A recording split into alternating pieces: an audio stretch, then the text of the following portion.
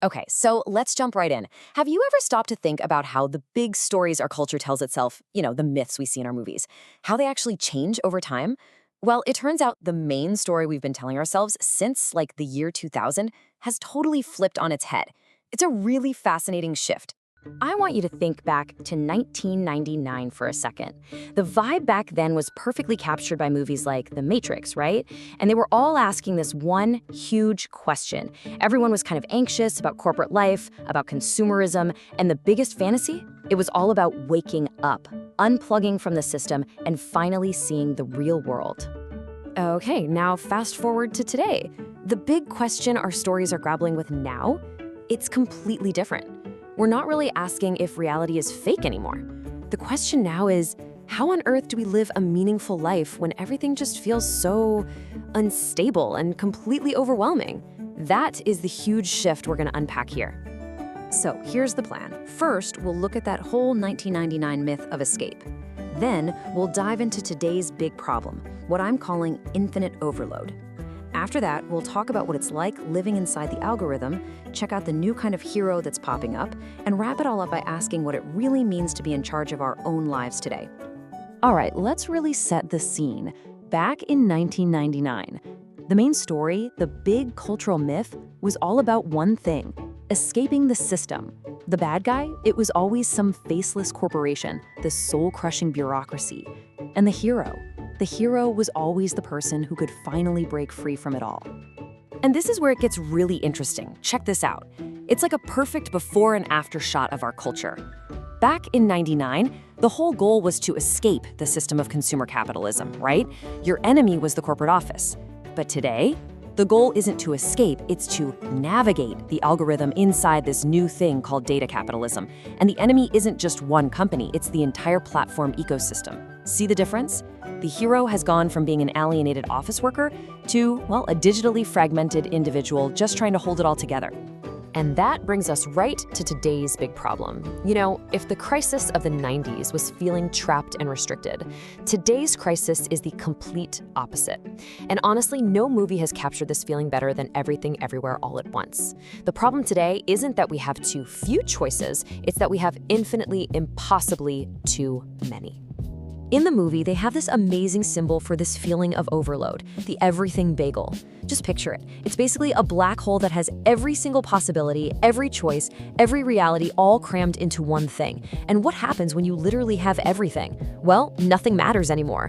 It's such a perfect metaphor for how having infinite meaning can just collapse into total nihilism. It kind of mirrors our own super fragmented lives, right? And look, this isn't just some wacky movie idea. Seriously, think about your own life. Our digital world just throws this stuff at us constantly. An endless scroll of content, right? A million different online identities we could be. A fire hose of opinions. Infinite ways to compare our lives to literally everyone else. It's just a constant state of overwhelm. There's actually a name for this feeling. Psychologists call it hyper-choice fatigue. And it's exactly what it sounds like. That feeling of anxiety, of just being paralyzed because you have way too many options. When every single door is open, how in the world are you supposed to choose which one to walk through? It actually starts to break down our very sense of who we are.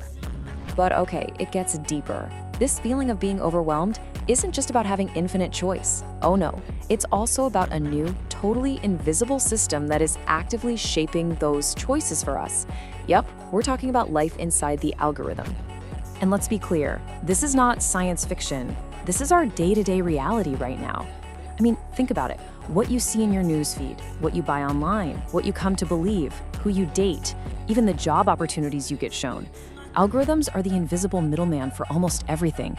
They are the new system.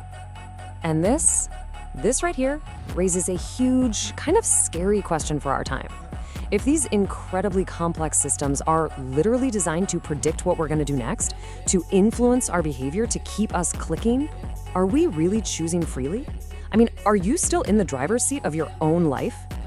So, wow. How does our new cultural story respond to this crazy, overwhelming, algorithm-driven world? Well, it's not by rebelling or trying to escape. The answer our news stories are giving us is actually something way quieter and way more personal. It's about finding meaning right in the middle of all that chaos. there's this one line from Everything Everywhere All at Once that just hits you right in the chest. It's the absolute heart of this new myth. She says, "In another life, I would have really liked just doing laundry and taxes with you." Think about that. Faced with infinite universes where she could be a movie star, a kung fu master, anything, her ultimate desire is for something so simple, so ordinary. It's basically saying that meaning isn't out there in some grand achievement. It's right here, in being present with someone, in the small, boring, beautiful moments. And this just perfectly shows how our idea of a hero has completely evolved. The old hero, someone like Neo from The Matrix, he had to escape a fake system to find some big capital T truth. But the new hero, they don't escape, they stay. Their heroic act is to stay grounded, to choose kindness, and to create their own meaning right there in the middle of all the craziness. Okay, so this brings us to the real heart of it all. How do we take this idea and actually apply it to our own lives? Because this new myth, it's not just about a movie. It completely reframes the core challenge of what it even means to be a person living in the 21st century.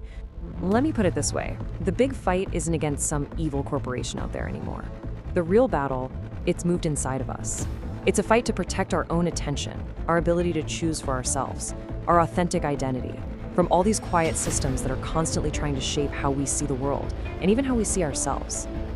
And so that leaves us with the big defining question of our time. It's not how do we escape the system anymore. The real question is, how do we stay the authors of our own stories? In a world that's built to predict and shape us, how do we make choices that are genuinely, truly our own? That, right there, is the question that I think we all have to figure out for ourselves.